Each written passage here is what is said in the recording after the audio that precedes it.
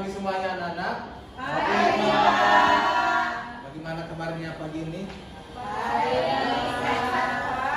Sehat, Pak. Sehat. Jadi Tuhan sehat juga. Sebelum kita mulai pelajaran kita, ketua kelas ada yang tidak hadir ketua kelas? Ada Pak, Dua orang yang tidak hadir. Nanti dicatat namanya di sana di bab ya. Oke Pak. Sebelum kita memulai proses pembelajaran kita, ada baiknya kita menyerahkan diri di hadapan Tuhan yang Maha Esa. Siapa yang bisa membawakan kita dalam doa? Doa kelas Pak Suryadi bisa? Coba. Ya, silakan. Jadi itu teman-teman semua, sebelum kita mulai pembelajaran, mari kita berdoa sesuai agama kita masing-masing. Berdoa dimulai.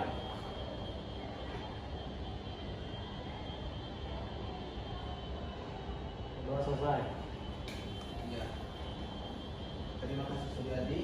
Jadi langsung saja ke pembelajaran kita pada pagi hari ini, yaitu tentang Bhinneka Tunggal Ika sebagai identitas nasional. Sebelum kita memulai pembelajaran ini, terlebih dahulu kita harus tahu apa itu Bhinneka Tunggal Ika. Adakah anak-anak kami yang mengerti apa itu Bhinneka Tunggal Ika? Saya, Pak. Ya, silakan. Nama saya Marta Sukoma. Ya. Yang saya ketahui tentang Bhinneka Tunggal Ika itu, walaupun berbeda-beda tetapi tetap satu tujuan. Seperti yang keberagaman yang ada di Indonesia, banyak suku, agama, tetapi kita tetap satu, yaitu bangsa Indonesia. Ya, betul sekali. Masih ada pendapat lain? Sama. Sama Pak. Sama semua? Ya. Jadi Bhinneka Tunggal Ika itu seperti yang disampaikan oleh teman kalian tadi atas nama Marta, bahwa Bhinneka Tunggal Ika itu adalah walaupun berbeda-beda tetap satu tujuan. Jadi selain pengertian dari Bhinneka Tunggal Ika, Bapak ada pertanyaan mengapakah Bhinneka Tunggal Ika itu dijadikan sebagai semboyan bangsa Indonesia? Ada yang bisa silakan, Uswa? Karena kita memang berbeda-beda Pak. Iya. Karena kita berbeda-beda, karena kita beraneka ragam. Ada lagi? Saya Pak. Ya, silakan. Kalau Bhinneka Tunggal Ika dijadikan semboyan negara kita untuk menunjukkan memang bangsa Indonesia itu bangsa yang berbeda-beda Pak. Ya. Jadi kita berbeda dengan bangsa yang lain Pak. Ya, betul. Jadi untuk mengetahui bahwa bagaimana makna dari Bhinneka Tunggal Ika itu, kita harus mengetahui sejarahnya bagaimana. Ya. Jadi Bhinneka Tunggal Ika ini ada di bawah cekraman kaki burung Garuda, yaitu Bhinneka Tunggal Ika yang terdapat di dalam kitab. Ada yang tahu Bhinneka Tunggal Ika terdapat dalam kitab apa? Ya, betul. Bhinneka Tunggal Ika berasal dari kitab Sutasoma. Siapa penulis dari kitab Sutasoma? Lembutan Tular. Betul sekali. Jadi sejarahnya mengapa Bhinneka Tunggal Ika itu dijadikan sebagai semboyan bangsa negara Republik Indonesia? Karena di dalam kitab Sutasoma itu yang ditulis dalam bahasa Jawa kuno pada tahun 14 Masehi. Pada tahun 14 Masehi, di situ tertulis bahwa makna dari kitab Sutasoma itu yang mencakup isi Bhinneka Tunggal Ika itu adalah betapa pentingnya nilai-nilai toleransi antar umat beragama. Jadi itulah dikatakan sebagai Bhinneka Tunggal Ika. Dari para pendiri bangsa kita dulu, mereka sudah memberikan usulan beberapa semboyan negara Republik Indonesia ini. Maka yang terpilih adalah Bhinneka Tunggal Ika. Bhinneka Tunggal Ika. Nah, selanjutnya kita telah mengetahui tadi arti dari Bhinneka Tunggal Ika itu. Arti beragam, beraneka ragam, berbeda-beda. Jadi kita di Indonesia ini memiliki kultural yang berbeda-beda. Salah satunya apa itu? Perbedaan kita di Indonesia ini salah satunya apa? Dalam bentuk ya, suku, agama. Nah, pertanyaannya, apakah perbedaan itu bisa menimbulkan konflik?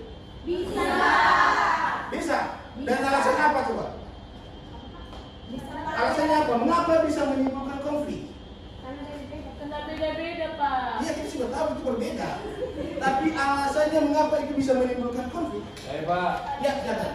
karena ada suatu suku gitu menganggap sukunya paling hebat. Ya, betul. Ada lagi? Saya Pak, agamanya paling Betul. Itu menjelaskan. Ber. Ah, ada lagi? Saya Pak. Ya. Misalnya Pak, dia menganggap misalnya kayak saya kan Pak, oh agama Islam itu paling bagus, gitu Pak. Ya, itu yang disampaikan oleh teman-teman kalian tadi itu benar. Jadi, mengapa konflik itu terjadi di negara Republik Indonesia? Karena terjadinya namanya etnosentris, terlalu mengagung-agungkan sukunya sendiri.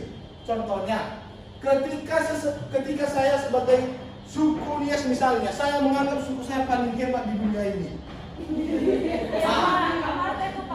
Iya, karena kita ini suka kali Pak. Suka sekali, itu bisa lain kali kepada anak kami Marta, jangan bertingkah seperti itu ya. Ya. Kedua, kedua, ras dalam bentuk agama tadi sudah disampaikan oleh teman kita bahwa terlalu mengagungkan agamanya, ia menganggap bahwa agamanya paling benar di Indonesia ini bisa menimbulkan konflik. Dalam bentuk ras, apa yang bisa menimbulkan konflik di situ? Saya bagi kita. Silakan. Bully Pak. Bully ya Pak. Ya. Bully ya Pak. Ya, betul. Kalau warna kulitnya gelap sering dibilang kita. Oh, iya. Kalau botak pun gitu, botak kali. Beribu, ya, betul. Saya pesa itu dengan saya dibilang pesa. Jadi sebelum kita mengetahui penyebab dari konfliknya, kita harus tahu dulu berapakah jumlah ras yang ada di Indonesia? Karena ada yang tahu? Silakan. Ras Mongoloid satu. Mongoloid. Ya. Satu lagi. Jadi, benar? Ini. Ya.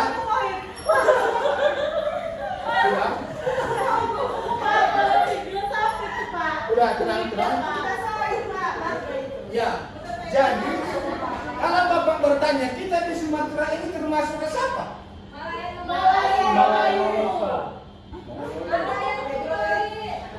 Apa?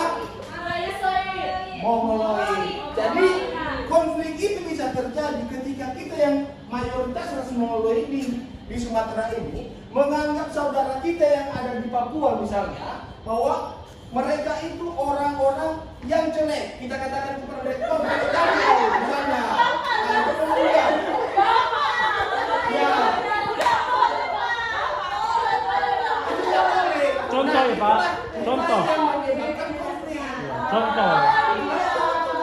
Betul Pak. Tindakan seperti itulah yang dilarang oleh undang-undang Kita. Nah, selanjutnya mengenai identitas nasional kita. Ada yang tahu apa saja identitas nasional kita?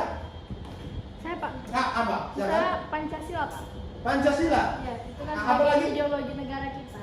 Pancasila sebagai ideologi negara kita. Termasuk Ada lagi? identitas bangsa. Saya Pak. Saya. Bendera Pak. Betul. Ada lagi? Bahasa Pak. Bahasa.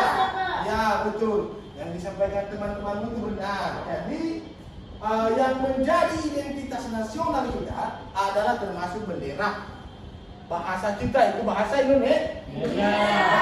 Jadi jika kita perdalam lagi, kita berbicara sesuai dengan lingkup kita masing-masing, seperti apakah identitas budaya-budaya di lingkungan Anda sendiri.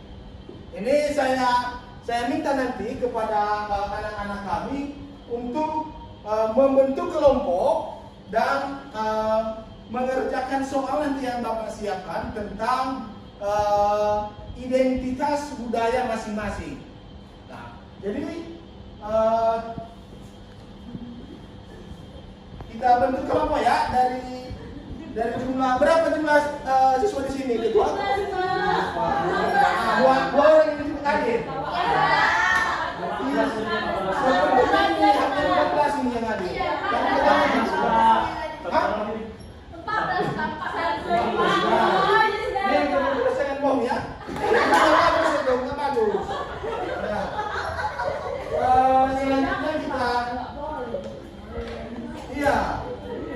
kita membagi kelompok. Kelompok ini nanti akan mempresentasikan hasil diskusinya, ya. Mempresentasikan seperti apakah identitas budaya di daerahnya masing-masing. Misalnya, saya ambil contoh, misalnya budaya suku Batak Toba misalnya. Ini contoh ya. Nah, seperti apakah identitas budaya Batak Toba? Mulai dari pakaiannya, mulai dari bahasanya, dari makanan khasnya, dari adat istiadatnya dan lain sebagainya. Itu nanti kita simpulkan, kita kumpulkan, baru Bapak melakukan penilaian. Setelah dipresentasikan, ya, ini kita bagi kelompok ya. Ini kita bagi kelompok berdasarkan suku ini, berdasarkan suku. Jangan sampai satu suku saja, satu kelompok, misalnya suku Batak Toba satu kelompok saja, itu nggak boleh. Harus berbeda-beda, ya. Sepakat? Ya. Si Lobisa suku Simalungun ya? Iya, Pak. Simalungun ini juga Toba. Saya juga Toba. Itu bisa satu. Nah, ini Jawa kan? Aceh, Pak. Aceh. Oh, ya. Aceh. Berarti bisa satu kelompok. Si Belanda, Melayu, Pak. Melayu, boleh satu kelompok. Simalungun, Pak. Simalungun, boleh satu kelompok saja. Karena dia berbeda. Harus ada laki-laki juga sebagai pemimpin di kelompok ini. Iya, kita bagi dalam 3 kelompok nanti. Gak masalah. Jangan berkecil hati. Marilah kita berdoa supaya ke depan bisa menambahkannya. Ya, oke. Kelompok ini, ya. Yang mana? Oke, lanjut. Tenang. Elsa cukup. Si Adel Jawa. Toba. Ini Toba ini. Berarti nggak boleh satu kelompok ini.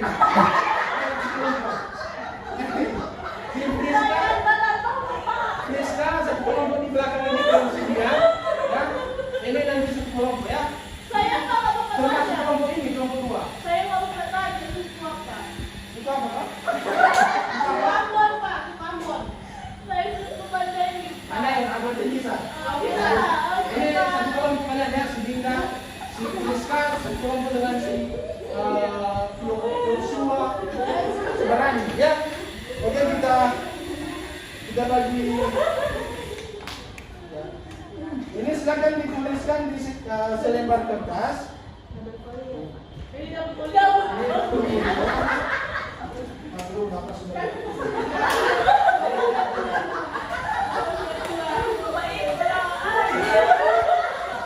Ya, ini satu kelompok lainnya. Jadi Bapak berikan waktu 3 sampai 5 menit. Baik, Pak.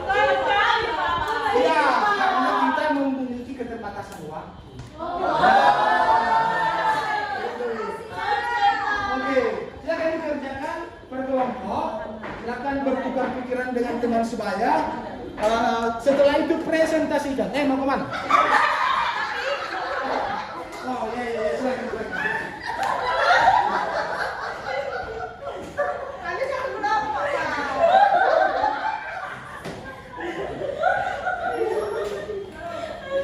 Ya. Silakan bekerja sendiri ya, bekerja secara berkelompok, jangan ribut.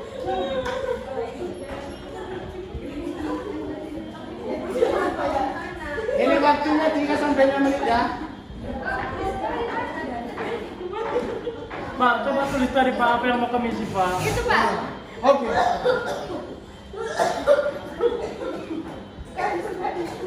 Pak, dia kopi, Pak. Dia, Pak. Nah, silakan diperhatikan.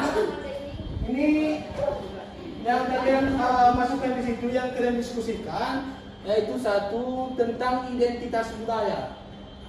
Identitas budaya lokal, budaya masing-masing. Nah, yang dekat di daerah sesuai dengan daerahnya masing-masing, baru nanti didiskusikan, pilihlah salah satu budaya yang bisa dipresentasikan pada pagi hari ini. Nah, salah satu Hah? Contoh identitas ini baru Ustaz di sini bagian A ini. Apa saja yang termasuk identitas budaya lokal itu ada yang pertama Bahasa daerah.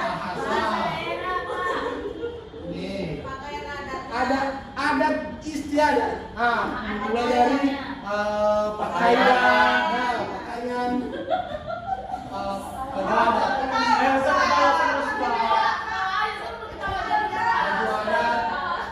baju adat, ketiga makanan khas daerah tersebut. Iya. Pak, kan ada makanan minumannya nggak dibikin. Udah sama Baru, karena namanya minuman pasti air. Iya. Kamu mungkin nasi diminum. Iya, Pak. Ya, nggak mungkin. Selanjutnya lagu yang daerah. Jangan belajar Pak. Kasih waktu yang maju aja Pak. Ya, ini tadian sudah banyak dalam kelompok. Jadi kalau bisa satu kelompok itu hanya mengambil satu sampelnya saja, misalnya dalam suku atau misalnya itu kan nanti yang mempresentasikan.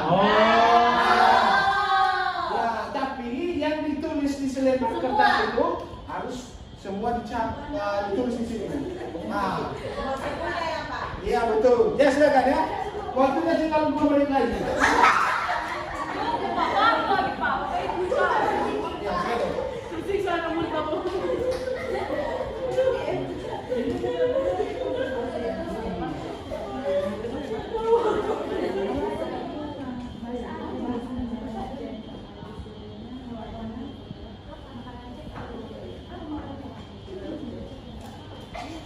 Boleh pakai handphone kan Pak? Ya, silakan. Boleh. Selagi ada kuotanya, silakan. Support dong lo.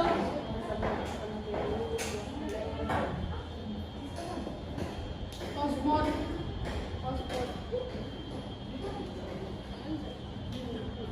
Apa nama web?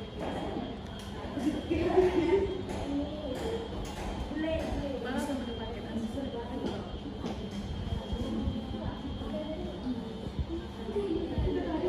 Sudah habis waktunya. Belum, Pak. Siap, Pak. Siapa yang sudah selesai? Bikin lagi ya Pak. Ya.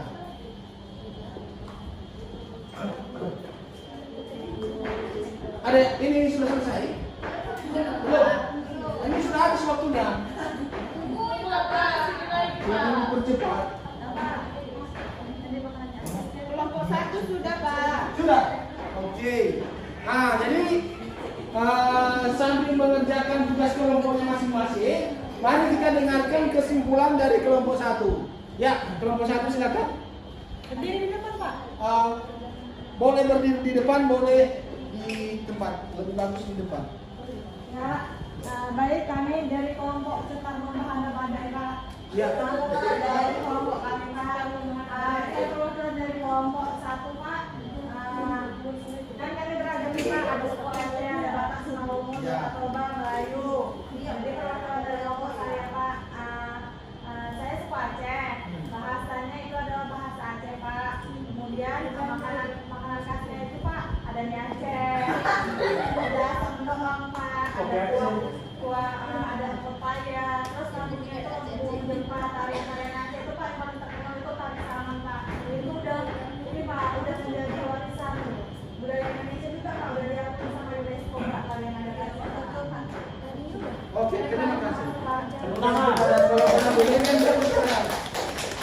Ini tadi kelompok 1 menyampaikan bahwa salah satu makanan khas dari Aceh itu mie Aceh. Iya, mie Aceh. Iya, dan lain sebagainya maksud. Dan lain sebagainya. Oke, masih ada lagi dari kelompok lain? Nah, ya silakan.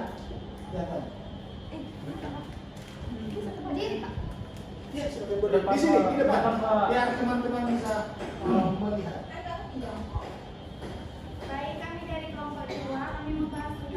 suku Melayu. Jadi di suku Melayu itu makanan khasnya itu ada gulai, gulai lombok biasanya. Terus pakaiannya itu ada baju kurung.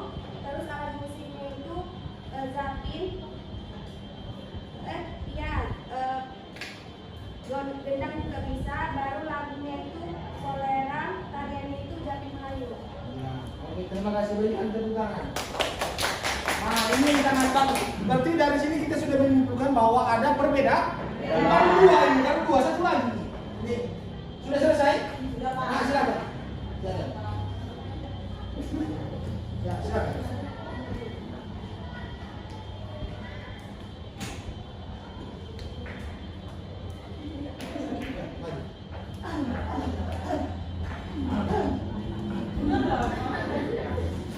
Baik Pak, saya Elsa, saya mewakili kelompok 3 pada mengangkat kata Mandarin. Bahasa Mandarin itu ada dua Pak, bahasa Batak Mandarin dulu dan bahasa Batak Mandarin Gondang. Yang kedua, makanan khasnya itu ada kue lasida Pak. Yang ketiga, lagu daerahnya itu butet. Udah. Oke, terima kasih. Berikan tepuk tangan buat teman-teman. Ya, jadi ini nanti diserahkan ke Bapak ya. Yang sudah ditulis ini, silakan ditulis namanya dan nama-nama kelompoknya, kelompok berapa, dan diserahkan ke Bapak. Nah, sudah selesai semuanya? Baru nanti kita simpulkan. Sudah? Sudah. Ya. Kelompok 2 sudah? Sudah. Ini Pak. Kasih ya Pak. Selanjutnya kita sudah mengetahui bahwa betapa beragamnya NKRI ini, yaitu mulai dari budaya, ya, mulai dari budaya, bahasa sampai ke adat istiadat. Ya.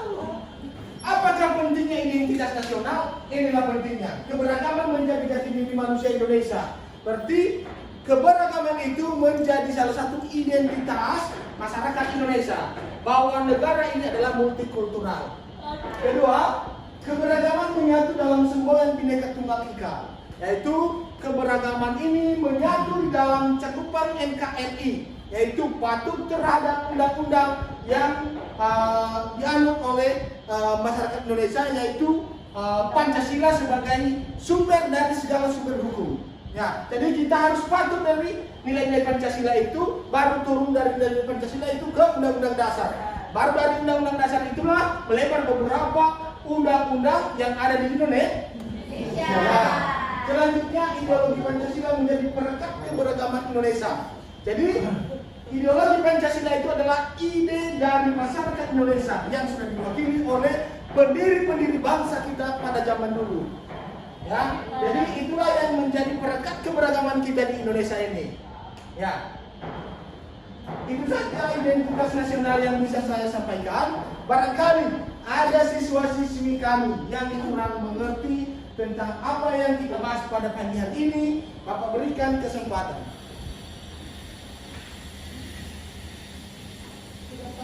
Sudah paham semuanya?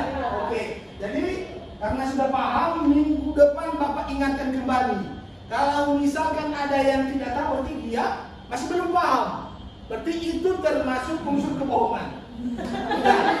Jadi apa yang kita pelajari hari ini semoga menjadi berkat dan bermanfaat bagi anak-anak kami untuk masa depan, untuk meningkatkan nilai-nilai toleransi dalam negara Republik Indonesia. Demikian yang bisa saya sampaikan, saya ucapkan terima kasih.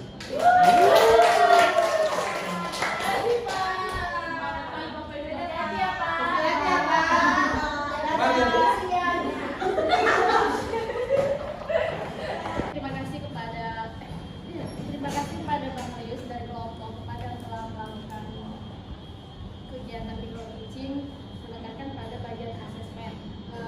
Dari presentasi coaching tadi hanya ada dua yang masih bisa dilaksanakan, yaitu asesmen learning sama juga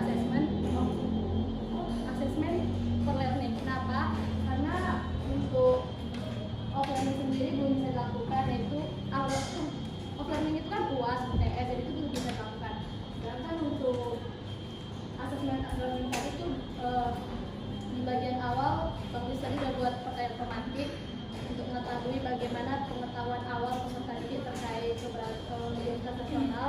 Kemudian di bagian core learning tadi ada ujian formatif di mana peserta didik disuruh mempresentasikan hasil kerja kelompok ya. Itu yang saya sampaikan, terima kasih. Penampilan dari mikrotism dari kelompok 4 sudah sangat baik, namun ada sedikit saran dari kelompok kami, yaitu bagi siswa kan ada siswa yang tidak hadir. Nah, seharusnya itu menjadi pelajaran untuk kita. Siswa yang tidak hadir itu kita harus mengetahui dulu apa penyebabnya tidak datang, karena kan siswa yang tidak hadir itu bagian dari peserta didik kita juga. Jadi menunjukkan kepedulian kita terhadap siswa yang tidak hadir gitu, tidak hadir, apakah dia kondisi kesehatan yang tidak baik atau segala macam, itu menjadi refleksi untuk pertemuan berikutnya terhadap persiapan belajar dia. Kemudian tadi kan siswanya aktif semua. Nah, untuk saran kedepannya nanti akan kita temui siswa-siswa yang tidak mau berbicara ataupun tidak aktif dalam kelas. Nah, tadi dari kita belum ada yang menanyakan siswa yang tidak aktif ataupun tidak memberikan kesempatan bagi siswa yang belum pernah berbicara seperti itu. Itu juga memacu kita untuk mengetahui siswa ini kenapa tuh tidak berani dia untuk berpendapat, kenapa dia diam, dan kenapa dia tidak merespon pembelajaran dengan baik. Demikian kritik ataupun